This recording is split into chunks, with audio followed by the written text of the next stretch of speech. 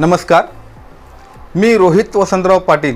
भारतीय जनता पार्टीच्या सरकारने सुरू केलेल्या योजनांच्या आणि विकास कामांच्या या व्हिडिओ सिरीजमध्ये मी आपल्या सर्वांचं स्वागत करतो. महाराष्ट्राचे कार्यक्षम व लोकप्रिय उपमुख्यमंत्री आदरणीय श्री देवेंद्र फडणवीसजी व भारतीय जनता पार्टीचे प्रदेशाध्यक्ष आदरणीय श्री चंद्रशेखर बावनकुळेजी यांच्याकडून प्रेरणा घेऊन भारतीय जनता पार्टीचे प्रदेश सरचिटणीस आदरणीय श्री विक्रांत पाटीलजी व भारतीय जनता युवा मोर्चाचे महाराष्ट्राचे अध्यक्ष आदरणीय श्री राहुल लोणीकरजी यांच्या संकल्पनेतून आपण या व्हिडिओ सिरीजला सुरुवात केलेली आहे. तर या व्हिडिओमध्ये आपण वयोवृद्धांची काळजी आणि सहाय्यकारी योजना या संदर्भात माहिती पाहणार आहोत. आपल्या देशात सर्वसाधारणपणे निवृत्तीचे वय हे 58 किंवा 60 वर्षे हे आहे. भारतीयांचे सरासरी आयुर्मान 2020 या वर्षात 70.15 वर्षे इतके वाढलेलं आपल्याला पाहायला मिळते आणि आपल्याकडे वृद्धांची संख्या मोठ्या प्रमाणावरती आहे. या वयोगटातील नागरिक हे रोजगारक्षम नसतात आणि यामुळे नागरिकांचे उर्वरित आयुष्य सुखी जावे यासाठी मोदीजींनी काही विशेष योजना सुरू केलेल्या आपल्याला पाहायला मिळतात. तर आपण सुरुवातीला प्रधानमंत्री वय वंदना योजना याबद्दल माहिती पाहणार आहोत. 60 वर्षांहून जास्त वय असलेले सिनियर सिटीजन हे व्याजाच्या उत्पन्नावरती आपला उदरनिर्वाह जनरली करत असतात आणि व्याजाच्या कमी जास्त होणाऱ्या दरामुळे त्यांना जगण्यात अडचण निर्माण होऊ नये यासाठी तसेच म्हातारपणी सामाजिक सुरक्षा मिळावी या हेतूने आपल्या सरकारने ही योजना सुरू केलेली आहे. लाईफ इन्शुरन्स कॉर्पोरेशनद्वारा या योजनेत 60 वर्ष किंवा त्यापेक्षा जास्त वयाच्या व्यक्तींना या माध्यमातून विमा पॉलिसी दिली जाते. या पॉलिसीवर खात्रीशीर 7.4% प्रतिवर्ष या दराने पेन्शन सारखा परतावा देण्यात येतो. ही योजना 10 वर्ष मुदतीसाठी आहे. सुधारित योजना 26 मे 2020 पासून सुरू करण्यात आलेली आहे. या योजनेत एक रकमी पैसे गुंतवायचे असतात. पेन्शनची किमान रक्कम ही दरमहा 1000 आणि कमाल रक्कम दरमहा 9250 मिळू शकते. विमाधारकाचे वय लक्षात घेऊन गुंतवणुकीची रक्कम निश्चित होते. या योजनेत कोणतीही व्यक्ती जास्तीत जास्त सुमारे 15 लाखांपर्यंत रक्कम गुंतवू शकते. 10 वर्षात विमाधारकाचा मृत्यू झाल्यास त्याच्या वारसांना संपूर्ण रक्कम विमा क्लेम्स म्हणून दिली जाते. लाईफ इन्शुरन्स कॉर्पोरेशनच्या ठिकठिकाणच्या शाखांमधून तसेच सदर कॉर्पोरेशनच्या एजंटांमार्फत आपल्याला पॉलिसी खरेदी करता येईल. सर्वसाधारणपणे विमा पॉलिसी घेताना द्यावे लागणारे कागदपत्र या पॉलिसीसाठी द्यावे लागतात.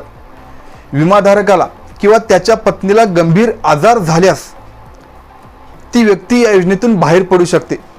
त्यांनी गुंतवलेल्या रकमेच्या 98% रक्कम त्याला परत मिळते. या योजनेतील पॉलिसीवरती कर्ज मिळू शकते. पॉलिसी घेतल्यानंतर 3 वर्षांनी या पॉलिसीवरती कर्ज मिळू शकते.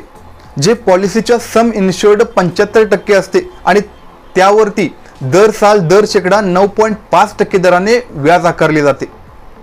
तर अशा प्रकारे प्रधानमंत्री वय वंदना योजनेमध्ये आपल्या सरकारनं अशा प्रकारच्या तरतुदी केलेल्या आपल्याला पाहायला मिळत आहेत.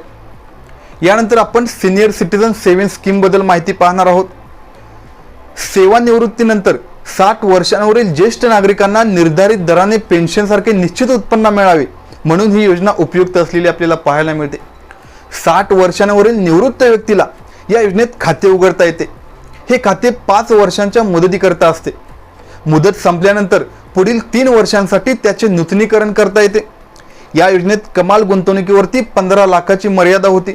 मोदीजींच्या सरकारने 2023च्या बजेटमध्ये ही कमाल मर्यादा वाढवून 30 लाख रुपये केलेले. या योजनेवरती 7.4% दराने व्याज मिळते.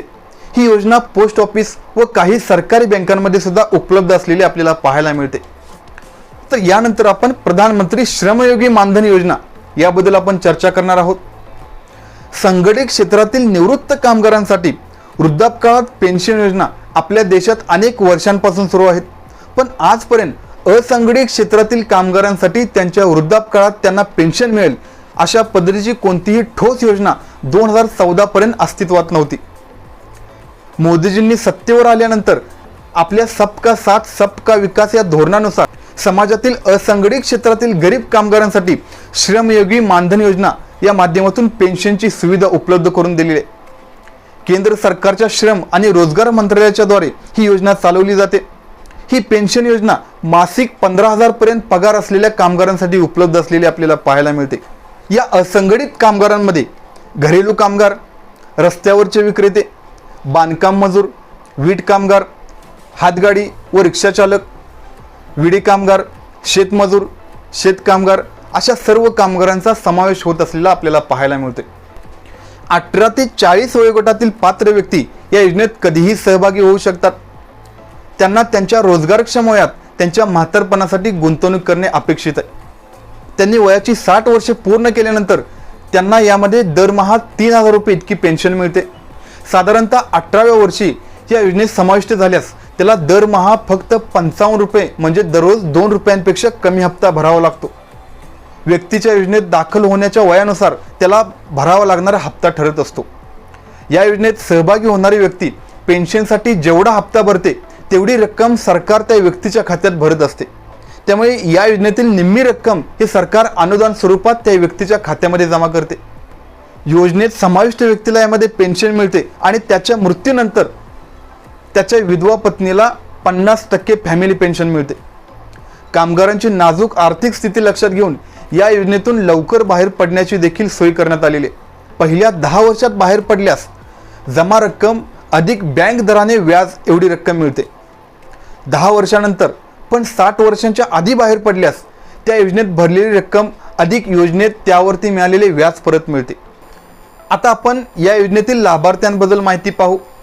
प्रेस इन्फॉर्मेशन ब्युरो दिनांक 25 नोव्हेंबर 2021 रोजीच्या पत्रकात दिलेल्या माहितीनुसार त्या दिवसापर्यंत एकूण 45,77,295 लोकांनी या योजनेमध्ये सहभाग नोंदवलेला आपल्याला पाहायला मिळतोय. तर अशा प्रकारे आपण आता प्रधानमंत्री श्रमयोगी मानधन योजना याबद्दल चर्चा केली. तर आपण आता डिजी लॉकरबद्दल चर्चा करणार आहोत. इलेक्ट्रॉनिक मंत्रालयाने सुरू केलेली ही योजना देशातील सर्व वयोवृद्धांसाठी लाभदायक आहे. मोदीजींच्या सरकारने विशेष तरतूद करून डिजी लॉकरची यंत्रणा तयार केलेली आपल्याला पाहायला मिळते आणि देशातील सर्व नागरिकांना उपलब्ध करून दिले आहे. या डिजी लॉकरमध्ये नोंदणी केल्यावरती प्रत्येक व्यक्तीला एक लॉग इन ID व पासवर्ड मिळतो. त्याच्या सहाय्याने आपले सर्व महत्त्वाचे कागदपत्र ती व्यक्ती डिजी लॉकरमध्ये साठवून ठेवू शकते व केव्हाही त्याचा वापर कुठूनही करू शकते.